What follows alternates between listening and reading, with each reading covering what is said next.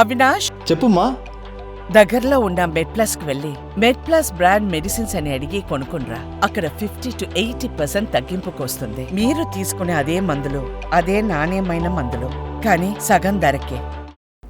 గత 3 రోజుల నుంచి వివిధ పత్రికల్లో కానీ జరుగుతున్న సంఘటనలు తెలంగాణలో నికృష్టమైన ఒక రాజకీయ క్రీడ తెరలేపారు టీఆర్ఎస్ పార్టీ నాయకులు, మాజీ మంత్రి కేటీఆర్ గారి నాయకత్వంలో.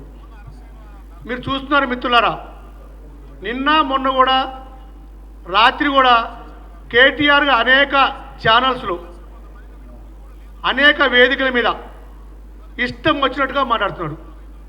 ఎలా ఉందంటే దొంగే దొంగ నడిచినట్టు. ఒక విషనాగు తన పిల్లల్ని తనే తిన్నట్టు. ఏ రోజు కూడా గత 10 సంవత్సరాల పాలనలో ప్రజాస్వామ్య పోకడలు కానీ రైతుల పట్ల ప్రేమ కానీ చూపించిన కేటీఆర్ ఈరోజు ప్రజాస్వామ్యం గురించి మాట్లాడుతున్నాడు. ఈ చిన్నదొర బయటకు వచ్చి పెద్ద పెద్ద మాటలు మాట్లాడుతున్నాడు. అవన్నీ నమ్మశక్యంగా ఉన్నాయా మిత్రులారా? గత 10 సంవత్సరాలుగా మీ పరిపాలనలో అవినీతి కంపు. నిన్న మాట్లాడుతున్నాడు, 11 నెలల నుంచి కాళేశ్వరం అన్నారు, విద్యుత్ అన్నారు, ఈ కార్స్ అన్నారు, ఫోన్ టాపింగ్ అన్నారు.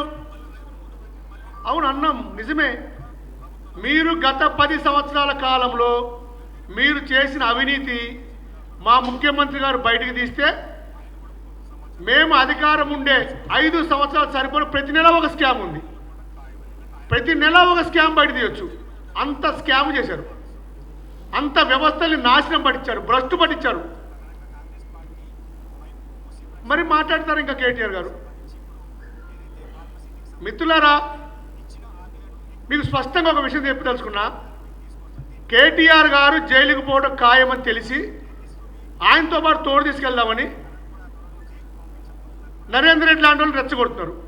నిన్న మాట్లాడతాడు ఇంకో మాట, ఏం మా నాయకుడితో మేము మాట్లాడొద్దా? బరాబర్ మాట్లాడతా. కేటీఆర్, నువ్వు అధికారంలో ఉన్నప్పుడు ఏ నాయకుడిని లెక్క చేసావా? ఏ ఎమ్మెల్యేతో మాట్లాడావా? మీ అయ్య కానీ నువ్వు కానీ మంత్రులకి ఎమ్మెల్యేలు టైం ఇచ్చారా? ఈరోజు దళితుల గురించి మాట్లాడుతున్నావు. ఈ తెలంగాణ ఉద్యమాన్ని ఉవ్వెత్తున ఎగిసిపడే విధంగా మీకు సాయం చేసిన గద్దర్ కానీ విమలక్క కానీ ఎప్పుడో దొర నీ గంటలో రానిచ్చావా? ఈరోజు రైతుల గురించి మాట్లాడుతున్నావు. రైతుల కోసం జైలుకి వెళ్తా, అవసరమైతే రైతుల కోసం ప్రాణం ఇస్తా. నీ బోడి ప్రాణం, నీ సన్నాది ప్రాణం మాకెందుకు? రైతుల కోసం ప్రాణం ఇచ్చే వ్యక్తివైతే కేంద్ర బీజేపీ ప్రభుత్వంతో రైతు చట్టాలను ఏ రోజున వ్యతిరేకించావా? రైతులకు బేడి లేని చరిత్ర కదా నీది. ఏ వర్గాన్ని పట్టించుకొని చరిత్ర కదా నీది. 10 సంవత్సరాలు మీ పరిపాలన ఇంకా మర్చిపోలేదు ప్రజలు. 10 సంవత్సరాలు మీ అరాచకాన్ని మర్చిపోలేదు. 10 సంవత్సరాలు మీ కుటుంబ పాలన మర్చిపోలేదు. 10 సంవత్సరాలు మీ ప్రవర్తన కూడా మర్చిపోలేదు. ఈ సందర్భంగా ఇంకొక విషయం కూడా టీఆర్ఎస్ నాయకులకి విజ్ఞప్తి చేస్తున్నాం. మిత్రులారా, ఇంతకుముందు చెప్పా, పాము తన పల్లెల్ని తానే చంపినట్టుగా మిమ్మల్ని అందరినీ బలి పశువులు చేసి ఈ పార్టీ నడవదు. బీఆర్ఎస్ పార్టీ అనేది అగమ్య గోచరం. నాకు మద్దతు లేదు. వాళ్ళ ఎమ్మెల్యేలే వాడిని నమ్మట్ల కేటీఆర్ గారిని. కాబట్టి ఏం చేయాలో అర్థం కాక దిక్కుతోచగా పిచ్చోళ్ళ లెక్క లేచితే ట్విట్టర్లో లేకపోతే ప్రెస్లో అవాకులు చెవాకులు ఇష్టం వచ్చినట్టు మాట్లాడుతున్నాడు.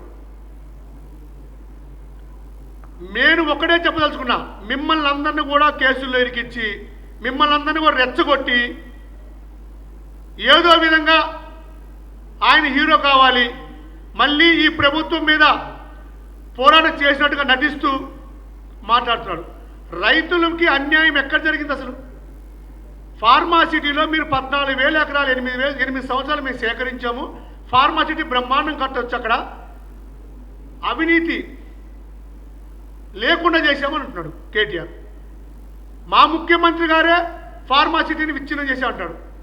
మేము చాలా స్పష్టంగా మా ముఖ్యమంత్రి గారు ఈ 11 నెలల్లో అనేక ప్రజాభివృద్ధి కార్యక్రమాలతో పాటు ఫార్మా క్లస్టర్స్ ఏర్పాటు చేద్దామని, ఫార్మా విలేజ్ ఏర్పాటు చేద్దామని, గ్రీన్ ఫార్మా ఎక్కడ కాలుష్యం లేకుండా ఏర్పాటు చేద్దామని, నగరం నలుమూలలా ఫార్మా సిటీలు వస్తే ఉపాధి అవకాశాలు పెరుగుతాయని, అభివృద్ధి పెరుగుతుందని మా ప్రయత్నం, మా ఆలోచన